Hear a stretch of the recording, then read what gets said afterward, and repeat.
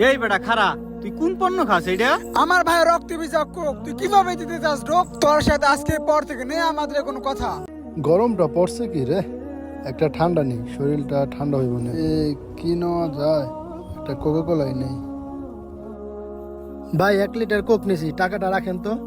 যাই এক জায়গায় বসিয়া তারপর চুপচাপ খাইগা কোকটা। কি রে এটা নাইম না? হ, নাইমের মধ্যে তো দেখা যায়। ওরা তো একটু কোকো কলা বোতল না? হ। আইদি যায় দেখি ওই কোকো কলাটা কি করে। এ নাইম, এ খারা, এ নাইম। হে বড় এ নাইম হন, তুই কোকা কোলা না চাস কই? ও কই যায় এটা নিয়ে? উফ, গরম কি রে, এই জায়গায় বইয়াই খাই। আর দূরে যাওয়া দরকার নেই, মুখ কাটা খুলি আয় আয় আয় আয় পড়ে গেল দি দু।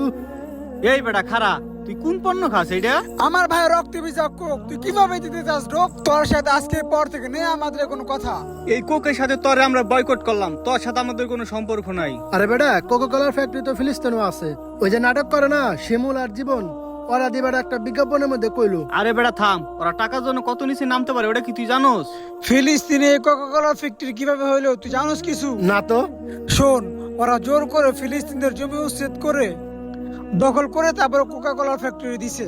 ওরা ইসরায়েলকে অর্থ দিয়ে অস্ত্র কেনার জন্য সাহায্য করতেছে, বুঝছো? তাইনি? আরে বেটা শোন, এই ইসরায়েল আমাদের মুসলমানের উপরে কত ধরনের অত্যাচার করতেছে এটা কি তুই জানোস?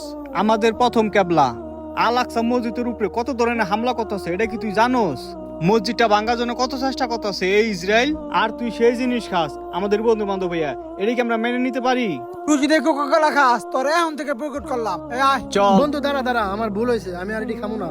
তোরা যা করবি আমি তাই করবো। কানে ধর, বয়। আচ্ছা ঠিক আছে, আমি তোদের কথা মতো কানে ধরলাম। অভ্যাস কর। আচ্ছা ঠিক আছে, আরে এখন তুই এটা দিয়ে এখন পাও দিবি আমগো সামনে, পাও দো। হ ঠিক আছে, পাও তো। আর জীবনে খাবি এডি? এই নে তোদের কথা মতো পা ধুইলাম, এখন ফালাই দিলাম আমি, যা। ল, আয় জায়গা। আমাদের এই 90% মুসলিম দেশে যে যেখান থেকে পারি এই ইসরায়েলি পণ্যকে বয়কট করবো ইনশাআল্লাহ।